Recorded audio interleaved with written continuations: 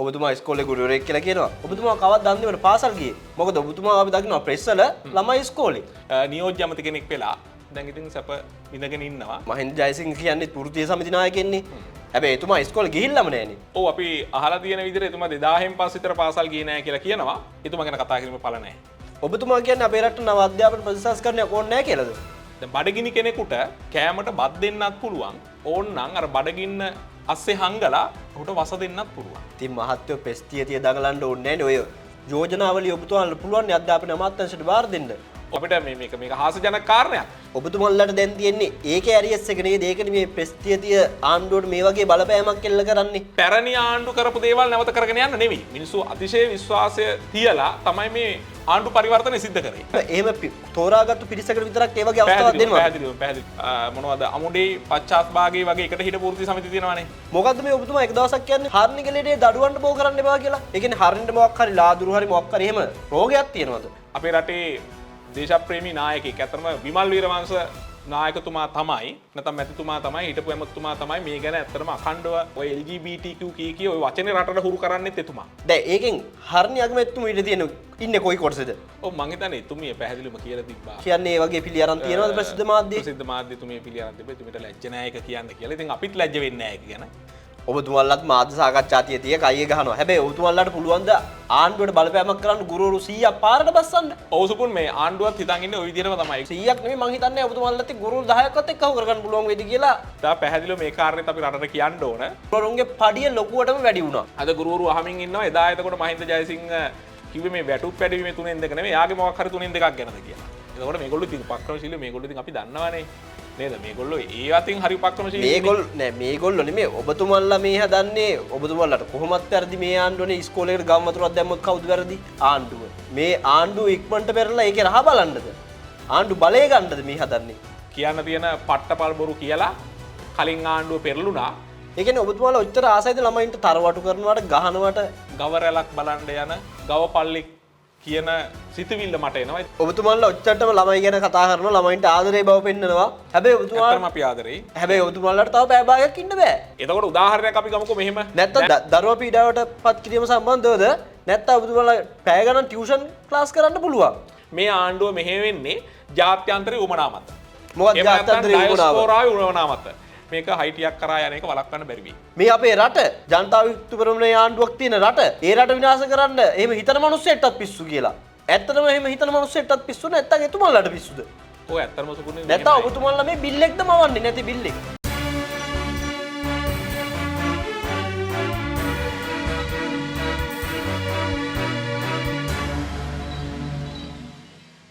අද ලංකාවේ talk of D day වැඩසටහනත් එක්ක සම්බන්ධ වෙන්නේ රටම දන්න ගුරුවරයෙක්. ඒ කවුරුත් දන්න ජාතික ගුරු ව්‍යාපාරයේ ප්‍රධාන ලේකම් සඳුන් බණ්ඩාර බෝධරගමගේ මහතා. ආයිබෝවන්. ආයිබෝවන්. ඔබතුමා සාදරයෙන් අපේ වැඩසටහනට පිළිගන්නවා.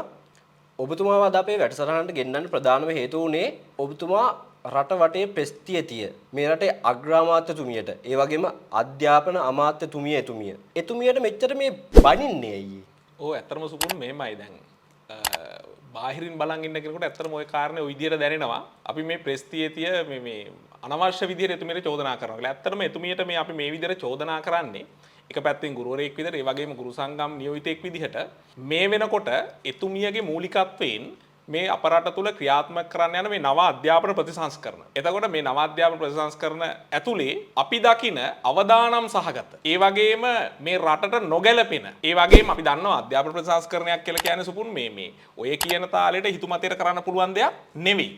ඇත්තම කතන්දරේ මේක අතිශය වගකීම් සහගත ක්‍රියාවලියක් රටක අනාගතය තීරණය කරන. එතකොට අපි කවුරුත් පිළිගන්නවා මේ රටට නව අධ්‍යාපන ප්‍රතිසංස්කරණයක් අවශ්‍යයි කියලා. පැවතිය අධ්‍යාපන ක්‍රමේ දුර්වලතා අපි බොහෝ දෙනෙක් හඳුනගෙන තියෙනවා.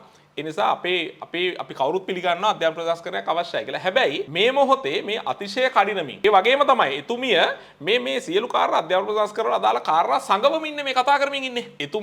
එතුමිය වෙලාවකට අර PowerPoint presentation එකක් පෙන්නලා තමයි ගුරු සංගම් නියෝජිතින් එහෙම නැත්නම් ගුරුවරු දැනුවත් කරන්න යන්නේ. එතකොට එතනින් එහා ගිහිල්ලා අපි ගුරු සංගම් විදියට අපි එතුමියගෙන් ප්‍රශ්න කරාම මොකද්ද මේකට පදනම් වෙච්ච ලියවිල්ල අපිට පෙන්වන්නේ ලියවිල්ල කියලා. එතුමිය කියනවා ලෑල්ලට නැත්නම් බිත්තියට හේතු වුණාම එතුමිය කියන කාරණයක් තමයි නෑ මේක අපි අපි විසින්ම සකස් කරපු එකක් නෙමෙයි. මීට පෙර රජයන් විසින් සකස් කරපු එකක්. අපි මේ කරන්න හදන්නේ ක්‍රියාත්මක කිරීම පමණයි කියලා. ඉතින් අපිට තියෙන ප්‍රශ්න එකක්. අපිට මේක හාස්‍යජනක කාරණයක්. එකක් තමයි මේ මෑත කාලේ මේ රජය වෙනස් කිරීම සිදු වුණේ. නැත්නම් ආණ්ඩුව වෙනස් කිරීම සිදු වුණේ පැරණි ආණ්ඩු කරපු දේවල් නැවත කරගෙන යන්න නෙවෙයි. මිනිස්සු අතිශය විශ්වාසය තියලා තමයි මේ ආණ්ඩු පරිවර්තනය සිද්ධ කරේ. ඉතින් නමුත් දැන් මෙතුමියලා මේ සමහර තැන්වලදී හිර වුණාම කියන්නේ කලින් ආණ්ඩුව කරපු ටිකම අපි කරා යනවා කියලා. ඒක ඉතින් අපි අනිත් දේවල් නුත් දකිනවා නේද? සමහරක් වෙලාවට ඒ කාලේ චෝදනා කරා IMF එකට යන්නේ නැහැ අපි කියලා. දැන් මේ දේවල් කරනවා. එවැනි ඒ වගේම කාර්යයක් තමයි මේක සම්බන්ධ කියන්නේ. ඒක නිසා තමයි අපි මේ චෝදනා කරන්නේ. මේක අතිශය වගකීම් සහගත ක්‍රියාවලියක්. ඊටාම සැහැල්ලුවට අරගෙන හිතුමතේ කරන්න යෑම සම්බන්ධයෙන් තමයි අපේ චෝදනාව තියෙන්නේ. හරි අපිට පොඩ්ඩක් කියන්න ඔහොම කතා කරලා ඔබතුමා මේ මොන පාසලේ මොන විෂයද උගන්වන්නේ කියලා මුලින්ම. ඔව් මම පාසල් ගුරුවරයෙක්. මම හම්බන්තොට දිස්ත්‍රික්කයේ වලස්මුල්ල අධ්‍යාපන කලාපේ හොරේවිල මහා විද්‍යාලයේ තමයි වැඩ කරන්නේ විද්‍යා ගුරුවරයෙක්. ඔබතුමා ඉස්කෝලේ ගුරුවරයෙක් කියලා කියනවා. ඔබතුමා කවද්ද අන්තිමට පාසල් ගියේ? මොකද ඔබතුමා අපි දකිනවා ප්‍රෙස් වල ළමයි ඉස්කෝලේ. ඔසුපුන් මේ දැන් නොවැම්බර් 7 පාසල් නිවාඩු දුන්නේ. ඉදිරියත් මම පාසලේ කටයුතු වලට සහභාගී වුණා. ඒ අතර වාරේ තමයි අපි කාලේ කළමනාකරණය කරගෙන තමයි ওই මාධ්‍ය සාකච්ඡාවල පෙනෙන්නේ. මොකද මම මෙහෙම හැව්වේ දැන් ඔය මහින්ද ජයසිංහ කියන්නේ වෘත්තීය සමිති නායකයෙන්නේ. හැබැයි එතුමා ඉස්කෝලේ ගිහිල්ලාම නෑනේ. ඔව් අපි අහලා තියෙන විදිහට එතුමා 2000න් පස්සේ විතර පාසල් ගියේ නෑ කියලා කියනවා. ඉතින් මම හිතන්නේ මම මෙතනට මේ සාකච්ඡාවට නම් එතුමා අදාළ කරගත්ත යුතු නැහැ කියලා මම විශ්වාස කරනවා. දැන් එතුමා ප්‍රතික්ෂේප වෙච්ච චරිතයක්නේ පාසල් ගුරුවරු අතරේ. මිනිස්සු ගුරුවරුන්ට බලාපොරොත්තු දීලා ගුරුවරු පාරේ ඇවිද්දවලා අවසානයේ මේ වෙනකොට ඒ සියලු බලාපොරොත්තු බිඳ දාලා එතුමා අර ඒ ගුරුවරුන්ගේ හයියෙන් නියෝජ්‍ය ඇමති කෙනෙක් වෙලා දැන් ඉතින් සැප විඳගෙන ඉන්නවා. ගුරුවරු ගැන දැන් එතුමා බලන්නේ නැහැ නේ. ඉතින් ඒකින්ද එතුමා ගැන කතා කිරීමේ පළ නැහැ. හරි මොකද්ද ඔය අධ්‍යාපන ඇමතුමේ ඔච්චර ගේන්න යනවා කියන අධ්‍යාපන ප්‍රතිසංස්කරණ මොනවද? ඔව් සුපුන් මේක පැහැදිලි කර ගන්න ඕනේ. මේක රටම තේරුම් ගන්න ඕන කාරණයක්. අපේ රටට අධ්‍යාපන ප්‍රතිසංස්කරණයක් අවශ්‍යයි කියලා මේ රටේ බහුතරයක් එමු නැත්නම් සියලු දෙනාම විශ්වාස කරනවා. ඔබතුමා කියන්නේ අපේ රටට නව අධ්‍යාපන ප්‍රතිසංස්කරණයක් ඕනේ නැහැ කියලාද? බොහොම පැහැදිලි සුපුන් ජාතික ගුරු ව්‍යාපාරය විදිහට අපි විශ්වාස කරනවා මේ රටට අධ්‍යාපන ප්‍රතිසංස්කරණයක් අත්‍යවශ්‍යයි. මොකද මේ පැවති අධ්‍යාපන ක්‍රමය මේ රටේ දරුවා පීඩාවට ලක් කරන, ගුරුවරයා තෘප්තිමත් නොවන, දෙමව්පියෝ තෘප්තිමත් නොවන, ඒ විතරක් නෙවෙයි රැකියාව වෙලදපොළක් තෘප්තිමත් නොකරන අධ්‍යාපන ක්‍රමයක්. අධ්‍යාපන ප්‍රතිසංස්කරණයක් රටට අවශ්‍යයි කියන එක මේ රටේ බහුතරයක් එහෙම නැත්නම් සියලු දෙනාම පාහේ පිළිගන්නා වූ කාරණයක්. හැබැයි ප්‍රශ්නේ තියෙන්නේ සුපුන් මේ දැන් බඩගිනි කෙනෙකුට කෑමට බත් දෙන්නත් පුළුවන්.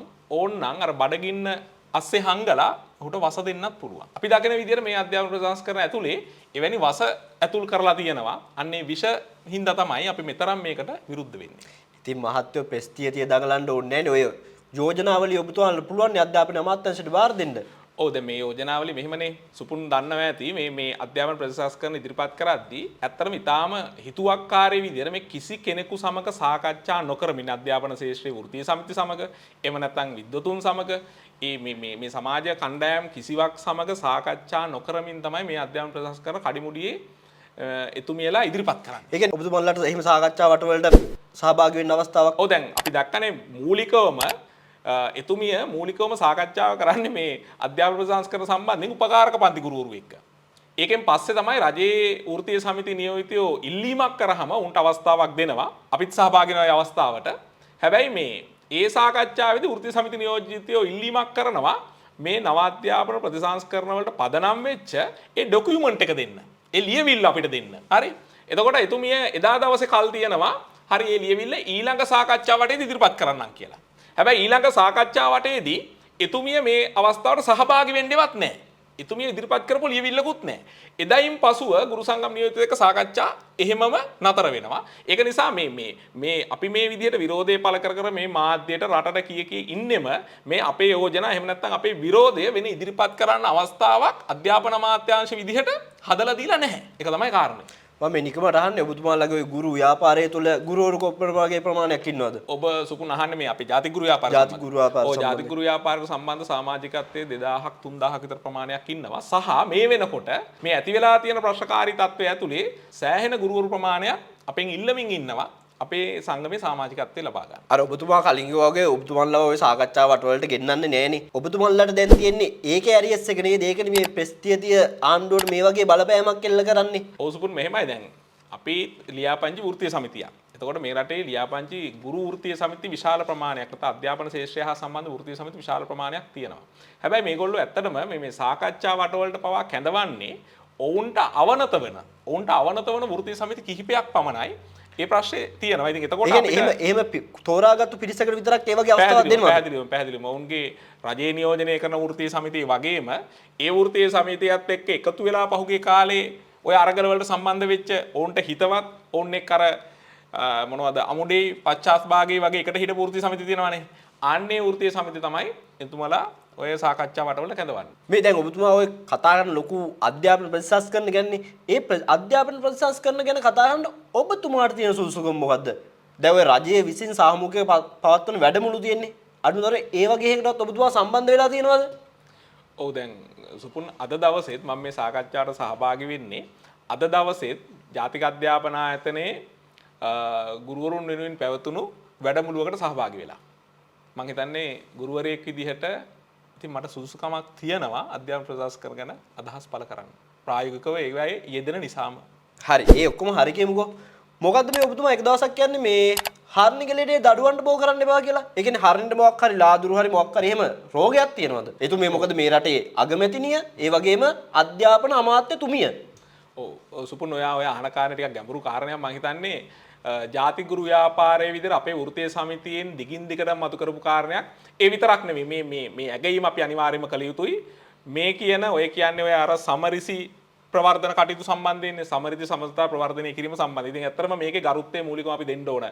අපේ රටේ දේශප්‍රේමී නායකයෙක් ඇත්තටම විමල් වීරවංශ නායකතුමා තමයි නැත්නම් මැතිතුමා තමයි හිටපු ඇමතිතුමා තමයි මේ ගැන ඇත්තටම අඛණ්ඩව ඔය LGBTQ කී ඔය වචනේ රටට හුරු කරන්නෙත් එතුමා. ඉතින් එතකොට දැන් මෑත කාලවලට අපි දකිනවා මහා සංඝරත්නය ඒ වගේම අගරද ගුරුතුමා මේකේ අවදානම දැකලා වුණුත් මේකට විරෝධය පළ කරලා තියෙනවා. ඉතින් ගුරු ව්‍යාපාරයක් විතර අපි දකින කාරණේ තමයි ඔය LGBTQ කියන්නේ. දැන් L කියන්නේ ඔය ගැහැණු සමලිංගික ලෙස්බියන් කියන එක. එතකොට G කියන්නේ ගේ එහෙම නැත්නම් පිරිමි සමලිංගික. ඊළඟට LGB බයිසෙක්ෂුවල් ඒ කියන්නේ ද්විලිංගික. ගැහැණු සහ පිරිමි දෙගොල්ල මත එක්ක ලිංගික සමන්තා පවත්වන. ඊට පස්සේ ට්‍රාන්ස්ජෙන්ඩර් ඊළඟ එක සංක්‍රාන්ති ලිංගික. ඊළඟට අන්තර්ලිංගික. ඔන්න ඔහම මේ LGBTQ කියන එකේ කාරණේ ඔය කාරණේ. එතකොට මේ විදිහට විෂම ලිංගික චර්යාවන්. අතන ඕක සම්මතය නෙවෙයිනේ. අපි දන්නවා අපේ රටේ සහ අපේ සભ્યත්වය ඇතුලේ සහ අපේ ජීව විද්‍යාත්මකවම මේ සම්මතයේ වෙන්නේ ගැහැණු සහ පිරිමි අතර තියෙන ලිංගික සමතා. ඉතින් ඒක ජීවයේ අඛණ්ඩ පැවැත්මට දායක වෙන්න. ඒතකොට එතනින් එහා ගියපුව ඒ කියන විෂම ලිංගික චර්යාවන් මම හිතන්නේ එහෙම මනෝභාවයන් තියෙන සුළු පිරිසක් ලෝකේ ඉන්නවා. අපේ රටෙත් ඇති. දැන් ඔබතුමා කොටස් 5ක් විතර ඔතන කිව්වනේ. දැන් ඒකෙන් හර්ණි අගමැතිතුමා ඊට තියෙන ඉන්නේ කොයි කොටසද? ඔව් මම හිතන්නේ එතුමිය පැහැදිලිවම කියලා තිබ්බා. මම දන්න තරමින් එතුමිය ප්‍රකාශ කරලා තිබ්බා එතුමිය ලෙස්බියන් කියලා කියන්නේ එතුමිය ප්‍රසිද්ධ මාධ්‍ය කියලා තිබ්බා. ප්‍රසිද්ධ මාධ්‍ය කියලා. මොකද ඔකට මේ හොඳ උදාහරණයක් තියෙනවා. කලින් හිටපු අපේ රටේ අමාත්‍යවරයෙක් හිටියා මංගල සමරවීර. ඔහු ප්‍රසිද්ධිය පිළිගන්න ඔහුගේ කියලා. ඔව්. මෙතුමියත් ඔබ කියන්නේ මේ වගේ පිළි අරන් තියෙනවද ප්‍රසිද්ධ මාධ්‍ය? ප්‍රසිද්ධ මාධ්‍ය එතුමිය පිළි අරන් තිබ්බා. එතුමියට ලැජ්ජ නැහැ ඒක කියන්න කියලා. ඉතින් අපිත් ලැජ්ජ වෙන්නේ නැහැ ඒක ගැන. හැබැයි අපි කියන්නේ මෙහෙමයි. පැහැදිලිවම ওই ලිංගචර්යාවන් කියනවා අපේ සભ્યත්වයේ ඇතුලේ විවෘතව කරන දේවල් නෙවෙයි. ඒවා පෞද්ගලිකව කරගන්නා වූ කාරණා නෙති අපිට කිසිම ප්‍රශ්නයක් නැහැ. සමලිංගික වෙන්න පුළුවන්, විෂමලිංගික වෙන්න පුළුවන්. ඒ ලිංගචර්යාවන් ඒවා කරගන්න. ඒක කිසි ප්‍රශ්නයක් නැහැ. අපිට ඒකේ කිසිදු ආරෝවක් නැහැ එවුන් එක්ක. අපි ඔවුන් පහත් කොට සලකන්නේත් නැහැ. හැබැයි මේ ඊටාම සුළුතරයක් වෙච්ච මේ විෂම ලිංගික චර්යාවන් මේ රටේ සම්මතය කරන්න, අපේ සભ્યත්වය ඇතුළේ පුරුදු කරන්න, අපේ දරුවන්ට පුරුදු කරන්න, මේක අධ්‍යාපන පත්‍රයට එකතු කරන්නකට අපි පූර්ණ වශයෙන් විරුද්ධයි. ඒක තමයි අපි මේ පැහැදිලි කරමින් ඉන්නේ. ඔබතුමා වාක්‍යයෙන් මෙතන නිවැරදි තොරතුරු කියන්න. මොකද මේ මාලිමා ආණ්ඩුව සෙල්ලම් ආණ්ඩුවක් නෙමේ. පොඩ්ඩ වැරදුනොත් ආයේ හිරේ තමයි යන්න වෙන්නේ. නීතිය අකුරට ක්‍රියාත්මක කරනවා. එහෙනම් ඔබතුමා මේ වගකීම සම්පූර්ණයෙන් ගන්න ඕන. ඔවුන් කියන විදිහට ඔවුන් නීතිය අකුරට ක්‍රියාත්මක කරනවා. ඒ විතරකුත් නෙවෙයි. ඔවුන් කියනවානේ මේක දාලා යන්නෙත් නැහැ කියලා. ඉතින් ඒක නිසා මේ වගකීම් ධර්මින් තමයි මේ ප්‍රකාශ කරන්නේ. මොකද ඕකට වකීම එහෙමනම් ඉතින් මම නෙවෙයි. ඔය කාරණේ පැහැදිලිව කියන්නේ ඇමරිකාවේ ජනාධිපතිතුමා ඩොනල්ඩ් ට්‍රම්ප්. ඕ කියනවා මේ USAID ආධාර වලින් මේ දකුණු ආසියාතිකරේ වැඩිම මුදලක් අරගෙන තියෙන්නේ හරිනි අමරසූරිය කියන පුජ්‍යලයා එහෙම නැත්නම් අපේ රටේ අගමැතිතුමිය ඩොලර් මිලියන 7.9ක් LGBTQ ප්‍රවර්ධනය සඳහා මාධ්‍ය දැනුවත් කිරීම කියන වැය ශීර්ෂය යටතේ අරගෙන තියෙනවා කියලා. ඒක එහෙම මේ ජාත්‍යන්තර සාක්ෂි තියෙනවා මේකට. ඔය ආසේ මොකද්ද ඔය පාසල් පෙළ පොත් වලට සමරිස්ය අධ්‍යාපනය උගන්වන්න එහෙම දේවල් ඇතුළත් කරනවා කියන්නේ? ඔව් දැන් අපි මේ වෙනකොට නව අධ්‍යාපන ප්‍රතිශාස්ත්‍ර සම්බන්ධයෙන් ගුරුවරු පුහුණු කරමින් ඉන්නවනේ. හැබැයි දැන් සමහර මොඩියුල් ගුරුවරුන්ට ඉදිරිපත් කළ තිබ්බට සමහර විෂයන් සම්බන්ධ මොඩියුල් තවම ගුරුවරුන්ට ඉදිරිපත් කළා නැහැ. තොරතුරු ලැබෙමින් තියෙනවා. දැන් මේ සෞඛ්‍ය අධ්‍යාපනය, ඊට පස්සේ ආගම සහ සාරධර්ම අධ්‍යාපනය, ඉතිහාසය, සිවිල් අධ්‍යාපන ශාස්ත්‍රය මේ කියන ශාස්ත්‍රවල ඔය කියන සමලිංගික සම්බන්ධතා ප්‍රවර්ධනය නැත්නම් සමලිංගික අධ්‍යාපනය ප්‍රවර්ධනය කරන ඒ විතරක් නෙවෙයි සිංහල බෞද්ධ ඉතිහාසයේ විකෘති කරපු සමහර විෂය කොටස් එකතු කරලා තියෙනවා කියලා. මේවා පිළිගත හැකි සාක්ෂි විදියට මේ වෙනකොට ඉදිරිපත් වෙමින් තියෙනවා. ඉතින් මේවා අපි මේ විදියට මාධ්‍යයට කියනවා, රටට කියනවා, මේ කිසිවක් ඔය කියන වගකිව යුතු බලධාරීන් ප්‍රතික්ෂේප කළා නැහැ. ඉතින් ප්‍රතික්ෂේප නොකිරීම ඇතුළෙම මම හිතන්නේ අපි විතරක් නෙවෙයි මේ වෙනකොට මේක අගරාධ ගුරුතුමා කියලා තිබ්බා. මේක අතිගෞරවනීය මහා සංඝරත්නයේ අපි මහානායක හිමිවරු පවසලා තිබ්බා. මේ කිසි කෙනෙකුට උත්තර නොදී තියෙනවා. ඉතින් මං හිතන්නේ දන්න ධර්මයෙන් ඊට පස්සේ ජනාධිපතිතුමා ගිහිල්ලා මහානායක හිමිවරු හම්බෙලා කියලා තිබ්බා මේ රටට අගතියක් වන කිසිවක් අපි කරන්නේ නැහැ කියලා.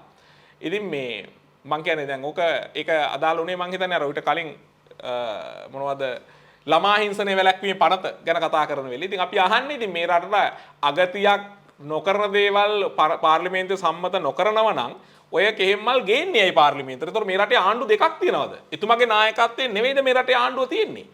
පිරිසක් මේවා පාර්ලිමේන්තුවට ගේනවා, පාර්ලිමේන්තුවේ විවාද කරනවා. ඊට පස්සේ මේක සමාජ විරෝධයක් කියනකොට එතුමා ගිහිල්ලා මහානායක හාමුදුරුව හම්බෙලා කියනවා අපි නම් මේ අපේ හාමුදුරනේ බය වෙන්න එපා. මේ රටට අගතියක් කර කිසිවක් මේ පාර්ලිමේන්තුව සම්මත කරන්නේ නැහැ කියලා. අපිට ප්‍රශ්නයක් තියෙනවා. ඒතකොට මේ ආණ්ඩුව මේ කවුරු යටද ක්‍රියාත්මක ආණ්ඩු දෙකක් තියෙනවද කියලා. ඒ කියන්නේ අනුරට එක ආණ්ඩුවකුත් හරියට තව ආණ්ඩුවකුත් තියෙනවද කියලා. ඔබතුමල්ලත් මාධ්‍ය සාකච්ඡා තිය කයිය ගහනවා. හැබැයි ඔබතුමල්ලාට පුළුවන් ද ආණ්ඩුවට බලපෑමක් කරන්න ගුරුවරු 100ක් පාරට බස්සන්න? ඔව් සුපුන් මේ ආණ්ඩුවත් හිතන් ඉන්නේ ওই විදිහටම තමයි. ඒගොල්ලෝ හිතන් ඉන්නේ එයාලගේ වෘත්තීය සමිති වලට හැර වෙන වෘත්තීය සමිති වලට එහෙම විරෝධයක් පළ කරන්න බෑ කියලා. ඉතින් පැහැදිලිව අපි කියන්න ඕන මේ වෙනකොට සියලු වෘත්තීය සමිති සමග ආණ්ඩුව නියෝජනය කරන වෘත්තීය සමිතිය හැර ගුරුවරු නියෝජන කරන අනිත් සියලු වෘත්තීය සමිති සමග අපි මේ වෙනකොට සාකච්ඡා කරමින් ඉන්නවා. ඉදිරියේදී ඉතා දැඩි ප්‍රතිවිරෝධයක් මේ වෙනුවෙන් ගොඩනගන්න ගුරුවරු ඔයා කියන 100ක් නෙවෙයි ඊට වඩා විශාල ප්‍රමාණයක් සමහරක් වෙලාවට ඒක දහස් වලින් මයින්න පුළුවන් වෙයි. ගෙනල්ලා හෝ අපි මේ රටට එරෙහි මේ අධ්‍යාපන ප්‍රතිසංස්කරණ ඇතුළේ තියෙන මේ කාරණා පරද්දන්න මේ ඊනියා අධ්‍යාපන ප්‍රතිසංස්කරණ ඇතුළේ තියෙන මේ කාරණා පරද්දන්න අපි කටයුතු කරනවා කියලා වගකීමෙන් කියනවා ජාතික ගුරු ව්‍යාපාරයේ විදිහට. ඔබතුමාලා කලින් ඒක හිතන් ඉන්න ඇති. හැබැයි දැන් ඒ හිතන් හිටපු ටිකවත් කරන්න බෑ. මොකද ඊයේ බජට් එක ආවා. ඊයේ බජට් එකෙන් ගුරුවරුන්ගේ පඩිය ලොකුවටම වැඩි වුණා. එතකොට ඔබතුමාලාට තවත් තර්ජනයක් 100ක් නෙමෙයි මං හිතන්නේ ඔබතුමාලාට ගුරුවරු 10ක්වත් එක්කව කරගන්න පුළුවන් වෙයිද කියලා මේ ආණ්ඩුව මේ ගුරුවරුන්ට දෙන වරප්‍රසාදත් එක්ක. කවුද සුපුන් කිව්වේ මේ ගුරුවරුන්ගේ පඩි වැඩි වුණා කියලා ඊයේ දවසේ? ඇයි ඊයේ පඩි වැඩි කරානේ ගුරුවරුන්ගේ? තා පැහැදිලිව මේ කාරණේත් අපි රටට කියන්න ඕන. වැරදි දුර්මතයක් තමයි සමාජගත වෙලා තියෙන සහ මේ ආණ්ඩුව සමාජගත කරමින් ඉන්නේ. අපි මතක තියාගන්න ඕන 2025 අයවැයි මේ ආණ්ඩුව සමස්ත රාජ්‍ය සේවයට ගුරුවරුන් ඇතුළු සමස්ත රාජ්‍ය සේවකීන්ට යම් වැටුප් පැඩවීමක් කරා. එතකොට ඒ වෙනකොට තිබුණු උද්දමනයට සාපේක්ෂව උන් වැටුප් පැඩවීමක් කරා. අපි සියල්ල ඍණාත්මකව බලන්නේ නැහැ. අපි ඒකට මේ ආණ්ඩුව වර්ණනා කරන විතරක් නෙවෙයි ස්තුතිවන්ත වෙනවා. ඒක මේ ආණ්ඩුවෙන් කරපු හොඳ දෙයක්. හැබැයි ඉතින් පැහැදිලිව මතක් කරන්න ඕන මේ ආණ්ඩුවේ මහින්ද ජයසිංහ එයාලගේ ගුරු සංගමේ නායකයා ඇතුළුව ඔවුන් ඔය ගුරුවරු පාරේ ඇවිද්දෙව්වේ ඔය කියන සමස්ත රාජ්‍ය සේවයට වැටුප් පැඩි කරන්න නෙමෙයි සුපුන්. හරි. ගුරුවරුන්ට 1994 ගුරු සේවා ව්‍යවස්ථාව පිහිටවලා ගුරුවරු සේවා ඛණ්ඩ වලට නම් කරලා ගුරුවරුන්ට වැටුප් පැඩවීමක් කරනවා.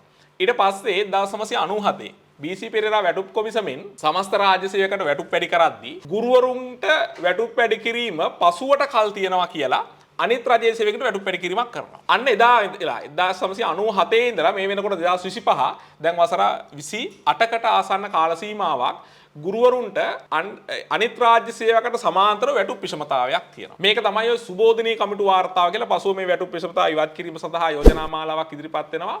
ඒක කරතියාගෙන තමයි මහින්ද ජයසිංහ මේ රටේ ගුරුවරු අනිකුත් වෘත්තීය සමිතිත් එකතු කරගෙන මේ රටේ ගුරුවරු පාරේ ඇවිද්දවන්නේ ලෙඩ නිවාඩු වාර්තා කරන්න මේ සියල්ල කරන්නේ. එතකොට එහෙම සටන් කරලා සියලු වෘත්තීය සමිති එකට එකතු වෙලා සටන් කළා මේ සුමෝදිනී වාර්තාවෙන් 3න් 1ක වැටුප් පැඩවීමක් අපි දිනා ගන්න. එතකොට ඊට පස්සේ ගුරුවරු සටන් කරන්න පටන් ගත්තා. ඉතුරු 3න් 2 ඒ මොහොතේ කියපු කාර්යයක් තමයි ඉදිරි වර්ෂවල ඉතුරු 3න් 2 ලබා දෙනවා කියන කාර්යය. ඒතර මහින්ද ජයසිංහත් එක්ක වුණා අනිත් වෘත්ති සමිති නායක මේ කාරණට එකග වෙනවා. හැබැයි අද වෙනකොට මහින්ද ජයසිංහ වෘත්ති සමිති නායකයෙක් විදිහට මේ විදිහට ප්‍රබලව සටන් කරාට අද දැන් ඔවුන් ආණ්ඩුවක් පිහිටවලා විශේෂයෙන්ම ගුරුවරුන්ගේ කරපිටින් ආණ්ඩුවක් පිහිටවලා ඔහු නියෝජ්‍ය ඇමති කෙනෙක් වෙලා අද මේ වෙනකොට ඔහුට මේ 3න් 2 අමතක වෙලා තියෙනවා. අද ගුරුවරු අහමින් ඉන්නවා එදා එතකොට මහින්ද ජයසිංහ කිව්වේ මේ වැටුප් පැඩවීමේ 3න් 2 නෙමෙයි යාගේ මොකක් හරි 3න් 2ක් ගැනද කියලා. හරි. එතකොට අද ඒක අමතක වෙලා යාට. අද යා 3න් 2 ගැන කියද්දි යා කියනවා නෑ නෑ එහෙම 3න් 2 වැඩි කරන්න බෑ හැමෝටම. ඒක සමහරුන්ට විතරයි අධ්‍යාපන සුසුකම් මත තමයි මේ වැඩි කරන්න. හැබැයි එදා එහෙම කතා යා කිසිසේත්ම කිව්වේ නැහැ. ඉතින් ඒක නිසා ගුරුවරු මේ සටන් කරේ ඔය සමස්ත රාජ්‍ය සේවය වැටුප් පැඩවීම සම්බන්ධයෙන් නෙවෙයි. ඒකට අපි ස්තුතිවන්ත වෙනවා. හැබැයි ගුරුවරුන්ට 97 ඉඳලා අද දක්වා තියෙන වැටුප් විෂමතාවයක්. මෙන්න මේ වැටුප් විෂමතාවය තමයි ගුරුවරු මේ සටන් කරමින් ඉන්නේ. ඒ සම්බන්ධයෙන් දශමික එක සතයක වැටුප් පැඩවීමක් මේ 2026 ආයවැයෙන් සිද්ධ වෙලා නැහැ. ඔය කියන වැටුප් පැඩවීම කියලා ඔය අදහස් කරන්නේ 2025 ඒ වැටුප් පැඩි කරන මොහොතේ අවුරුදු 3ක් ඉදිරියට තියලා තමයි මොවුන් වැටුප් පැඩි කිරීම කරේ. ඒකේ පළවෙනි කොටස 2025 ගෙව්වා. දෙවෙනි කොටස 2026 ගෙවන්න නියමිතයි. තුන්වෙනි කොටස 2027 ගෙවන්න නියමිතයි. ඉතින් ඇත්තම කතාව මේගොල්ලෝ මේ වැටුප් පැඩි කිරීමක් ගෙනල්ලා මේගොල්ලෝ අවුරුදු 3කට සමස්ත රාජ්‍ය සේවය කට වැහුවා. නැවත වැටුප් පැඩවීම ඉල්ලන්න බැරි වෙන්නේ. ඒ කියන්නේ 25 ඒ කියන්නේ 25 කොටස් 3කට කඩු එක තමයි කොටස් 3කට දෙන්නේ. හරියට හරි. 2025 එක කොටසක් ගෙව්වා. 26 තව කොටසක් ගෙවන්න නියමිතයි. ඒ කියන්නේ 2027 වෙනකන් ආපහු වැටුප් පැඩවීමක් සිද්ධ ආයේ වෙන්නේ වැටුප් පැඩවීමක් ගැන කතා කරන්නත් බෑ. එතකොට මේගොල්ලෝ ඉතින් උපක්‍රමශීලී මේගොල්ලෝ ඉතින් අපි දන්නවනේ. නේද? මේගොල්ලෝ ඒ අතින් හරි උපක්‍රමශීලී. මේගොල්ලෝ නෙමෙයි ඔබතුමන්ලා මේ හදන්නේ ඔබතුමන්ලාට කොහොමත් වැරදි මේ ආණ්ඩුවනේ ඉස්කෝලේකට ගම් වතුරක් දැම්මොත් කවුද වැරදි? ආණ්ඩුව. ස්වභාව ධර්මයේ මොකක් හරි වුණත් වැරද්ද ආණ්ඩුවට පටවන්නේ. ඔබතුමන්ලා මේ හදන්නේ මේ ආණ්ඩුව ඉක්මනට පෙරලා ඒකේ රහ බලන්නද? ආණ්ඩු බලය ගන්නද මේ හදන්නේ? ඔව් මෙහෙමයි ඉතින් සුපුන් මෙහෙමයි ආණ්ඩුවක් එහෙම ලේසියෙන් පෙරලන්න බෑනේ. ආණ්ඩුවක් පෙරලෙනවා නම් උන්ගේ අනිවාර්යෙන්ම රට පිළිගන්න අඩුපාඩු ටිකක් වැරදි ටිකක් තියෙන්න ඕනේ. එහෙම නැතුව හැබැයි කලින් ආණ්ඩුව අපි පෙරලිලා තියෙනවා. කලින් ආණ්ඩුව පෙරලා තියෙනවා මේගොල්ලෝ බොරු කියලා. කියන්න තියෙන පට්ටපල් බොරු කියලා කලින් ආණ්ඩුව පෙරළුණා. දැන් අද වෙනකොට ඒ කියපු බොරු එකින් එක ඔප්පු වෙමින් තියෙනවා. ඒ කියපු බොරු කියලා ඔප්පු වෙමින් තියෙනවා. ඒ එකක්වත් යාලට සනාථ කරගන්න බැරලා තියෙනවා. කැබ් එකේ ෆයිල් ටික තියෙනවා ජනාධිපතිතුමාගේ. හැබැයි මෙහි උසාවියෙන් බොහෝ ඒවා නිදොස් කොට නිදහස් කරමින් තියෙනවා. ඉතින් ඒකින්ද එහෙම බොරු කියලා ආණ්ඩු පෙරලපු ඉතිහාසයක් අපිට තියෙනවා. ඉතින් අපිට එහෙම වුණාම අපිට දැන් අපි වෘත්තීය සමිතියක් විතර අපිට ආණ්ඩු පෙරලන්න අවශ්‍යතාවයක් නැහැ. ඉතින් පැහැදිලිව අපේ අරමුණ තමයි මේ වෘත්තිකයට හිමි වෙන්න තියෙන මේ විෂමතාව ඉවත් කර ගැනීම. සහ මේගොල්ලෝ ඒ අරමුණින් වෘත්තිකය සම්බන්ධයෙන් බොරු ටිකක් කියලා තියෙනවා රටට. දැන් ඔය දැන් ඔබතුමා පැහැදිලි කරන කාරණේ වගේම තමයි දැන් ඒතොර රට හිතන් ඉන්නෙත් මෙවරත් ගුරුවරුන්ට වැටුප් පැඩවීමක් වුණා කියලා. ඒව අලුත් වැටුප් පැඩවීමක් නෑ. ඒක ගුරුවරුන්ට විතරක් නෙවෙයි සමස්ත රාජ්‍ය සේවකයට අර 25 වැඩි කරපු වැටුපේ 3ට බෙදලා එක කොටසක් මේ අවුරුද්දටත් වැඩි වෙන නියමිතයි.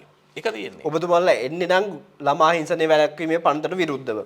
ඒ කියන්නේ ඔබතුමාලා ඔච්චර ආසයිද ළමයින්ට තරවටු කරනවට ගහනවට මොකද ඔබතුමාලාගේ තියෙන පෞද්ගලික පීඩනය ළමයි පිටින් යවන්න පුළුවන්. ඔව්. ඒකටද මේ හිංසනයේ වැළැක්වීමේ පනතට විරුද්ධව ඔබතුමාලා හිටගන්නේ. ඔව් සුපුන් එතකොට මගේ පැත්තෙන් ගත්තොත් පුජ්‍යලික ඔයා මගෙන් ඇහුවොත් එහෙම මම කිසිම දිනක මගේ සේවා කාලය ඇතුලේ කෝටුවක් කරක් පන්තියට ගියපු නැති කෙනෙක්. සහ මගෙත් එක්ක ගුරුවරු සමහරලාට තරහ වෙලක් තියෙනවා. මේ මට අහන්න බැරිනවා කලින් ඔබතුමාගේ ගුරු වෘත්ති සේවා කාලය කොච්චර සේවා කාලය දැන් වසර 19ක් වෙනවා. ඔය වසර 19ක සේවා කාලය ඇතුලේ මම කිසි දවසක කෝටුවක් අරගෙන පන්තියට ගිහින් නැහැ. මට එතකොට මතක් වෙන්නේ මම කෝටුවක් අතර ගන්නකොට අර ගව රැලක් බලන්න යන ගව පල්ලි කියන සිතුවිල්ල මට එනවා. ඉතින් මම එතකොට කෝටුව පැත්තකින් තියලා යනවා. ඉතින් මම ඕක කියලා තියෙනවා ගුරුවන්ට සමහර ගුරු මගෙත් එක්ක තරහ වෙලක් තියෙනවා. ඒක පැත්තක්. අනිත් පැත්තෙන් දැන් ඔබතුමා මගෙන් ප්‍රශ්න කරන්නේ මේ දණ්ඩ නීති සංග්‍රහය සංශෝධනය කරමින් මේ ඉදිරිපත් කරපු ළමා හිංසනය වැළැක්වීමේ පනත කියලා සමාජයෙන් විශාල ප්‍රතිවිරෝධයක් එනකොට පහුගිය වෙලේ తాවකාලිකව අකුලගත්තු ඡන්ද විමසීම පමණක් අකුලගත්තු මේ පනත සම්බන්ධයෙන්. එතකොට සුපුන් මෙහෙමනේ දැන් මේ වගේ පනතක් සංශෝධනය කරන්න අඩුගානේ මොකක් හරි සමාජ තෙරපුමක් තියෙන්න බෑ. ඒතකොට කවුද මේ කියන විදිහට මේ දණ්ඩ නීති සංග්‍රහය සංශෝධනය කරලා මේ අපිව බේරගන්න කියලා ඉල්ලීම් කරේ? දරුවන්ගෙන් එහෙම ඉල්ලීමක් ඇවිල්ලා තියෙනවද මේ අපේ රටේ පාසල් ගුරුවරු ඊටාම අමානුෂික විදිහට අපිට පහර දෙනවා මේ ඒක නිසා අපිව බේරගන්න මොකක් හරි නීති පද්ධතියක් හදලා දෙන්න කියලා. එහෙම මම දන්න තරමින් නැහැ. ඒ විතරක් නෙවෙයි පාසල් දරුවාගේ දෙමව්පියෝ අපේ රටේ ගුරුවරු මේ ඊටාම මානසික විදිහට ඊටාම මේ නරක විදිහට පාසල් දරුවන්ට පහර දෙනවා. ඒගොල්ලෝ පීඩනයට ලක් කරනවා. ඒක නිසා මේගොල්ලෝ ආරක්ෂා කරලා දෙන්න කියලා එහෙම ඉල්ලීමක් අපි දාන්න තරමින් නැහැ. ඒ විතරක් නෙවෙයි ගුරුවරු විදිහට මේගොල්ලෝනේ මේකට සම්බන්ධ වෙන්නේ. ගුරුවරු විදිහට අපි කියලාත් නැහැ මේ අපිට දරුවෝ දැක්කහම ගහන්න හිතෙනවා. එහෙම නැත්නම් මේගොල්ලන්ට මේ අමානුෂික වදබන්ධන වලට ලක් කරන්න හිතෙනවා. ඉතින් ඒක නිසා අපිව පාලනය කරගන්න අපිට බෑ. අපිව පාලනය කරගන්න අපිට බෑ. නෑ එහෙම අවස්ථා තියෙනවා. දැන් පහුගිය කාලෙම දැක්ක ගුරුවරු ගොඩක් දරුණු විදිහට ළමයින්ට ගහපු අවස්ථා. ස්පිරිතාලවල පවා ළමයි ඉන්න අවස්ථා. ඒ කියන්නේ තමන්ගේ මානසික ප්‍රශ්න ඒ කියන්නේ ඒව පිට කරන්නේ පීඩනය පිට කරන්නේ ඉස්කෝලේ ඇවිල්ලා උදේ පාන්දර ඇවිල්ලා ඉස්කෝලේ ළමයාගෙන් දරුවගෙන්. ඔව් සුපුන් එවැනි ඊටාම අවාසනාවන්ත සිදුවීම් එකක් දෙකක් වාර්තා වෙලා තියෙනවා. ඒක අපි ප්‍රතික්ෂේප කරන්නේ නැහැ. අපේ ගුරුවරු අතරත් එවැනි සමහරලාට ඔයා ඔය කියන විදිහට මානසික පීඩනයට ලක් වෙච්ච අය වෙන්න පුළුවන්. එවැනි ඊටාම සුළු සිදුවීම් ප්‍රමාණයක් තියෙනවා. හැබැයි ඒවට අවශ්‍ය දඬුවම් දෙන්න දැන් ඔබතුමාම කියනවානේ ඒ මායට දඬුවම් දෙනවා දැකලා තියෙනවා. එතකොට ඒකට අවශ්‍ය ප්‍රතිපාදන අපේ දඬු නීති සංග්‍රහය ඇතුළත් කරලා තිබ්බා. එතකොට මේක ගේන්නේ මොකක් සම්බන්ධයද? මොකක් අරබයාද මේක ගේන්නේ? දැන් එහෙම චෝදනාවට ලක් වෙච්ච එවැනි වැරදි වලට ලක් වෙට අයට අවශ්‍ය දඬුවම් පමුණුවන්න අපේ දඬු නීති සංග්‍රහය ශක්තිමත්. එතකොට අපි කියන්නේ ඒක නෙවෙයි. දැන් මේ ගේන පනත ඇතුලේ මේකේ තියෙනවා මේ අර මොකද ඕනෑකමින් කියලා තිබුණු වචනේ වෙනස් කරලා චේතනාන්විතව කියලා දැම්මලු. එතකොට අපි දන්න තරමින් අපේ රටේ ගුරුවරු කවුරුවක්වත් අර ඔය අහන විදිහටම චේතනාන්විතව දරුවෙකුට ශාරීරික හෝ මානසිකව මේ දඬුවමක් කරන්න එහෙම චේතනාන්විතව එහෙම කරන්නේ නැහැ. ඉතින් එතකොට මේ අපි දන්න තරමින් පැහැදිලිවම මම කියනවා එහෙම කරන්නේ නැහැ. නමුත් දැන් මේකේ සඳහන් වෙන විදිහට අපි දන්නවනේ සුපුන් දැන් මේ අපි අපේ එක් වයස් සීමාවල උදාහරණයක් අපි එක වසර දෙක වසරේ අපි ඉගෙන ගත්තු කාලේ අපේ හැසිරීම අපි තීන්දුව తీරන ගත්තු විදිහ ඊට පස්සේ අපි තරුණ වියට එළඹිලා අපි උසස් පෙළ කරන කාලේ හෝ ඊට පස්සේ කාලේ අපි සමාජගත වෙන කාලේ අපි හිතපු පතපු විදිහ අපි තීන්දුව తీරන ගත්තු විදිහ සහ අද ඔබ මම ඉන්න මේ වයස් සීමාවේදී අපි යම් තරමකට පරණත වයස් සීමාවකට ඇවිල්ලා අපි ඔයා එහෙම කිව්වට තරහ වෙන්න එපා. මගේ වයස නෙවෙයි වෙන්න පුළුවන්. මේ අපි තීන්දුව తీරන ගන්න විදිහ. මේ අතර වෙනසක් තියෙනවා. එතකොට අපි පිළිගන්න ඕන සුපුන් අර කියන ළමා වයසේදී දරුවෝ එහෙම වැරදි තීරණ වලට යන්න පුළුවන්. දරුවෝ එහෙම කලබලකාරී හැසිරීම් දක්වන්න පුළුවන්. ඉතින් මේවා පාලනය කරගෙන දරුවෝ යහමගට ගැනීම තමයි පාසල් පද්ධතියේ ගුරුවරයාගේ කාර්යභාරය වෙන්නේ. ඉතින් ඒ වෙනුවෙන් සමහරක් වෙලාවට සමහර දඬුවම් සමහර වෙලාවට ගුරුවරුන්ට පනවන්න සිද්ධ වෙනවා. හරි? සමහර වෙලාවට ඒක කවදාවත් චේතනාන්විතව ඔහුට ශාරීරිකව හිංසනයක් කිරීමේ අරමුණින් කරන දෙයක් නෙවෙයි. ඔහුගේ වරද නිවැරදි කිරීම සම්බන්ධයෙන් ගන්නා වූ ක්‍රියාමාර්ගයක්.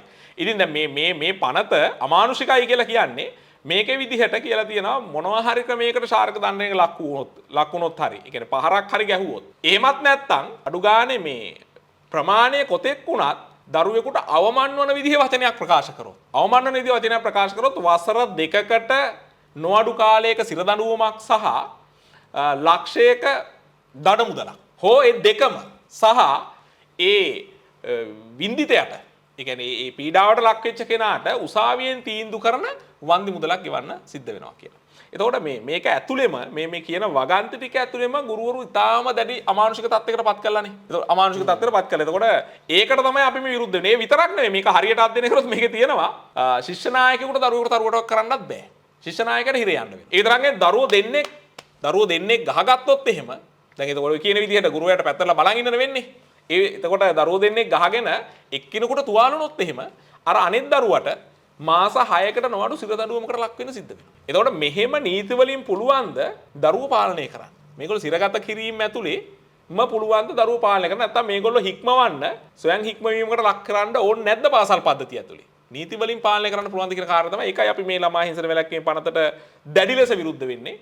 මේක සම්මත වෙන්න අපි දිවි හිමියෙන් ඉඳ තියන්නේ නැහැ කියන කාරණේ මෙතනදී කියනවා. මොකද අපිට පාසල් පද්ධතිය ඒ වගේම පාසල් ගුරුවරයාගේ අභිමානය පාසල් දරුවන්ගේ අනාගතය අතිශය වැදගත් ගුරු ව්‍යාපාරයක් විදිහට. ඔබතුමාලා ඔච්චරටම ළමයි ගැන කතා කරනවා ළමයින්ට ආදරේ බව පෙන්නනවා. හැබැයි ඔබතුමාලටම අපි ආදරේ. හැබැයි ඔබතුමාලට තව පැය භාගයක් ඉන්න බෑ. ඒකට විරෝධය පළ කරනවා. හැබැයි ඇයි එක පැය භාගයක් තව ඉන්න බැරි ඔබතුමාලට ළමයි වෙනුවෙන්? ඔක හොඳ ප්‍රශ්නයක් සුපුන් මෙහෙමයි.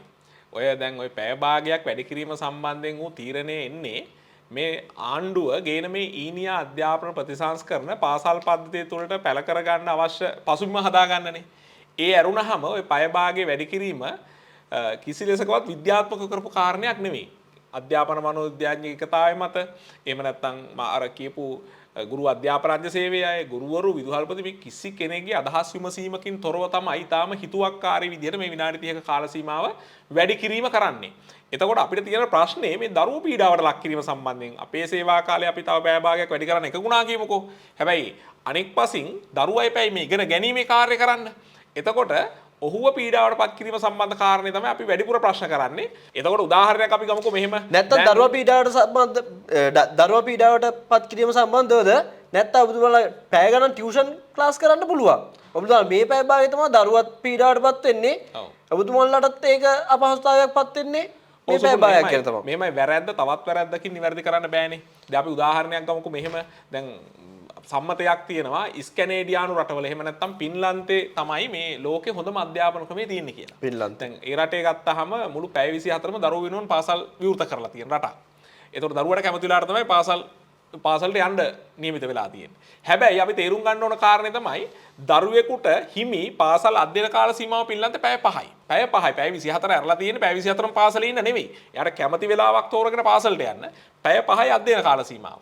එතකොට දැන් අපේ රටේ අපි පැය 6කට මේක සීමා කරගෙන හිටියා. එතකොට මේකට මේ අධ්‍යයන කාල සීමාව තීරණය කරන්න සූත්‍රයක් පවා තියෙනවා. හරි මේක කාලච්ඡේදයක් ගලපන්නේ දරුවගේ වයස් සීමාව වගේ 3 ගුණයක්. මිනිත්තු වලින්.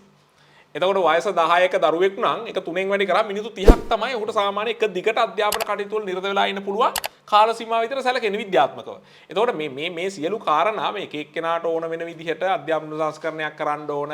ඉතින් එහෙම හින්දා අපි මේ කාලේ අපි කියලා ආවා අධ්‍යාපන සංස්කරණයක් කරනවා කියලා ඒක හින්දා කරන්න ඕන කියලා. එහෙම කරන්න බෑ. මේවා මේ ඊටාම වගකීම් සහගතව රටක අනාගතේ තීරණය කරන කාරණා. එතකොට ඒක නිසා තමයි අපි මේකට විරුද්ධ වෙන්නේ. ටියුෂන් අපි දකිනවා තමයි. ටියුෂන් සමහරලාට රාත්‍රී කාලනකන් දෙමව්පියෝ අරගෙන ඇවිදිනවනේ. හැබැයි ඒක අපිට හරි කියන්න බෑනේ. එතකොට ඒක අපිට හරි කියන්න බෑ. ඉතින් ඒක වැරද්දක්. ඒ වැරද්ද නිවැරදි කරන්න අපිට තව නීති අනුකූල වැරද්දක් කරන්න ඉඩ තියන්න බෑ. ඒක නිසා තමයි අපි මේකට විරෝධය පළ කරමින් ඉන්නේ. අපි කියනවා මේකට හරි. මේකට එන්නකෝ සාකච්ඡාවකට ගුරුවරු එක්ක, විදුහල්පතිවරු එක්ක, අධ්‍යාපන මනෝවිද්‍යාඥයෝ එක්ක සාකච්ඡාවක් කරලා මේක නිශ්චිත එකකතාවයකට ඇවිල්ලා මේක කරමු. මේක එකයි නං ඔව්. ඔබතුමාලාට ආණ්ඩුවේ ආරාධනාවක් ඔබතුමාලා සහභාගී වෙනවද? ඉතා පැහැදිලිව අපි ඒ ඕන සාකච්ඡාවට සහභාගී වෙන සූදානම්. හැබැයි එකම ප්‍රශ්නේ තියෙන්නේ එවැනි සාකච්ඡාවලට ආණ්ඩුව කිසි ලෙසකවත් සූදානම් නොවීම. ඇත්තටම දැන් ඔබතුමා කියන විදිහට මේ මාලිම ආණ්ඩුව නව අධ්‍යාපන ප්‍රතිසංස්කරණ පනත් ගේනවා. ඒ වගේම ළමා හිංසනයේ වැළැක්වීමේ පනත් ගේනවා. අද අගරාධිපතිතුමා මාධ්‍ය සාකච්ඡාවක් තියලා කියලා තිබ්බා 6 වසරේ පෙළ පොත් වලට ඔය සමරිසි අධ්‍යාපනය ඇතුළත් කිරීම ගැන එකක්. ඒ වගේම මේ වගේ සමරිසි වැඩසටහන් ව්‍යාප්ත කරනවා. ඇත්තටම ඇයි ආණ්ඩුව ඒ වගේ දේවල් කරන්නේ? ඔව් ඇත්තටම සුපුන් මෙහෙමයි. දැන් මෙතන අපිත් විශ්වාස කරනවා දැන් මේ ආණ්ඩුවේ ඉන්නේ මේ රටේ මිනිස්සුනේ මේ රටේ අම්මලාගෙන් කිරි බීපු දරුවෝනේ. එතකොට හැබැයි ඒකෙන්ද ඒගොල්ලන්ටත් එහෙම උමනාවක් නැතුව ඇති. හැබැයි ප්‍රශ්නේ තියෙන්නේ මේ ආණ්ඩුව මෙහෙ වෙන්නේ මේ ආණ්ඩුවේ ඉන්න මේ පාලකයෝ කියලා අපි දකින අයගේ උමනාව මත නෙවෙයි. ඔබතුමා කියන්නේ ඒ කියන්නේ මේ ආණ්ඩුව පාලනය කරන්නේ මේ ආණ්ඩුව නිලධාරීන් නෙමෙයි. අතිශය වක්කීමෙන් කියනවා අපි අවුරුද්දක කාල සීමාවක් මෙයාලා ගැන නිරීක්ෂණය කරලා මේ කියන්නේ මේ ආණ්ඩුව මෙහෙ වෙන්නේ මේ ඉන්න අපිට පාලකයෝ කියලා පේන අයගෙන් නෙවෙයි. ඒ කියන්නේ ඔබතුමාලා ගාව සාක්ෂි මොනවා හරි තියෙනවද එහෙම කියන්නේ? සාක්ෂි ලිඛිතව මෙන්න මෙහෙමයි කියලා කියන්න නැති වුණාට අපි හිතමුකෝ මෙහෙම. දැන් මෑත කාලේ වෙච්ච දේවල් මේ ආණ්ඩුව වසරක් ඇතුලේ මේ රටේ මිනිස්සුන්ට 1000ක් බලාපොරොත්තු දීලා ප්‍රජාතන්ත්‍රවාදය ගැන මේ නීතිය ගැන නීතිය බල ගැනීම ගැන මේ සියල්ල ගැන බලාපොරොත්තු දීලා ආපු ආණ්ඩුව විනිවිදභාවයෙන් කටයුතු කරනවා කියලා ආපු ආණ්ඩුව නිකන් හිතන්නකෝ ඉන්දියාවත් එක්ක ගිවිසුම් අත්සන් කරනවා.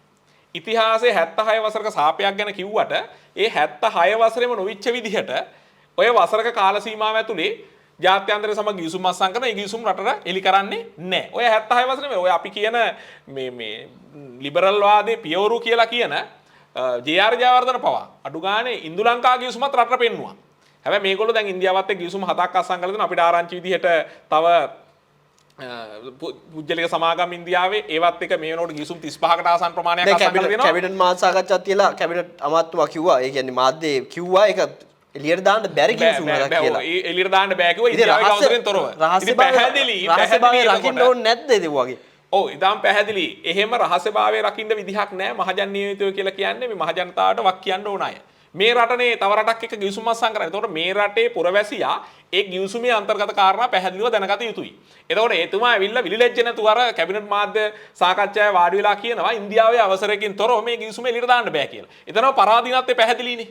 එතකොට යාලා මෙහෙ වෙන්නේ යාලට ඕන විදිහට නෙමෙයි කියලා පැහැදිලි. මේ රටේ පාලකයෝ වුණාට. ඊළඟ කාරණේ තමයි ඒගොල්ලෝ විනීතභාවය ගැන කතා කරමින් ආවා. අර පහුගිය කාලේ රතු ලේබල් සහිත කන්ටේනර් ටිකක් එළියට දැම්මා. එතකොට ඔය කියන විදිහ අපි දැන් මේ කතා වෙමින් තිබුණු විදිහේ සමරිසි චර්යාවන් ප්‍රවර්ධනය කරන්න පාසල් පෙළ පොතට ඇතුල් කරනවා. ඒ විතරක් නෙවෙයි මෙන්න මේ විදිහේ මේ ළමා හිංසනයේ වැළැක්වීම මුවාවෙන් මේ දණ්ඩ නීති සංග්‍රහය සංශෝධනය කරන්න යන්න හදනවා. මේ ඔක්කොම ඇතුලේ මේ ආණ්ඩුව මෙහෙ වෙන්නේ හරි පැහැදිලි අර ඔයා සාක්ෂි ඇහුවනේ මේ මම සාක්ෂි ටිකක් කිව්වේ මේ ආණ්ඩුව මෙහෙ වෙන්නේ ජාත්‍යන්තරේ උමනා මත මොකක්ද ජාත්‍යන්තරේ උමනා මත එතකොට ඒකට හේතුව තමයි මේගොල්ලෝ බලය ලබා ගැනීම වෙනුවෙන් සුපුන් බලය ලබා ගැනීම වෙනුවෙන් ජාත්‍යන්තරේ ඒ වගේම ඩයස්පෝරාවේ උදව් ගත්තා. දැන් මේ වෙලා තියෙන්නේ මේගොල්ලන්ගේ හිතට එකඟව නොවුනත් ඒ උදව් වලට ප්‍රතිඋපකාර කරන්න වෙලා තියෙනවා. ඒකින්ද යාලා කියන විදිහට මේ වැඩ කටයුතු කරන්න වෙලා තියෙනවා. ඉතින් ඒක තමයි අපි මේ දකින්නේ. ඒක හින්දා තමයි අපිට යාලා කියන දේ සහ ක්‍රියාකාරීත්වය අතර පරස්පරයක් දකින්න වෙලා තියෙන්නේ. ඕක නෙමෙයි දැන් මේ රටට මේ තියෙන ප්‍රශ්නේ. යාලා කියලා ආපු දේ අපි තවමත් විශ්වාස කරමින් ඉන්න ඒගොල්ලෝ කියපු දේ කරයි කියලා. හැබැයි අතිශය පරස්පරයි දවසින් දවස කරන ක්‍රියාකාරකම්. මේක තමයි ප්‍රශ්නේ. ඉතින් අවසානයේ මේකේ කෙලවර අපි දකින්නේ මේකේ කෙලවර අවසානයේ අපේ රට හයිටියක් කරා තල්ලු වීමේ අවදානමක තමයි මේ තියෙන්නේ. මොකද හයිටිය පටන් ගත්තෙත් වැඩේ මෙන්න මේ වගේ මේ ළමා හිංසනයේ වැළැක්වීම මුවාවෙන් දෙමව්පියන්ට දරුවට දඬුවම් කරන්න බැරි, ගුරුවරයාට දරුවට දඬුවමක් කරන්න බැරි, ඔහුට හොඳ නරක කියලා දෙන්න බැරි වෙන විදිහට දණ්ඩ නීති සංග්‍රහය සංශෝධනය කරලා මේ වගේ පනත් වලින් තමයි මේ වැඩේ පටන් ගත්තේ. අද හයිටිය කියලා කියන්නේ තැන් වල මද්ද්‍රව්‍ය වලට ඇබ්බැහි වෙච්ච තරුණ තරුණියෝ දකින්න ඒ වගේම ওই විෂම ලිංග චර්යාවන් වල යෙදෙන අහුමුළු වල ඔබතුමා කියන්නේ සමාජ ආර්ථික සංස්කෘතික පරිහානි ලක් වෙච්ච ඔබතුමා කියන්නේ හයිටි වගේ රාජ්‍යයක් බවට මේ රටපත් වෙයි කියනද මේ යන ක්‍රියාකාරකම් වල විදිහට මේගොල්ලෝ මේ අවුරුද්දක් ඇතුළේ කරපු මේ වැඩ ටිකත් එක්ක තව ලොකු කාලයක් මේ විදිහට ගියොත් එහෙම මේක අපිට නොහැරුණොත් එහෙම මේක හයිටියක් කරා යන එක වළක්වන්න බැරි වෙයි. ඔබතුමා ඔය කියන විදිහට ජනතා බහුතරයේ දිනාගත්තු ආණ්ඩුවක් 159ක් ඉන්න ආණ්ඩුවක් මේ රටට එහෙම කරයිද?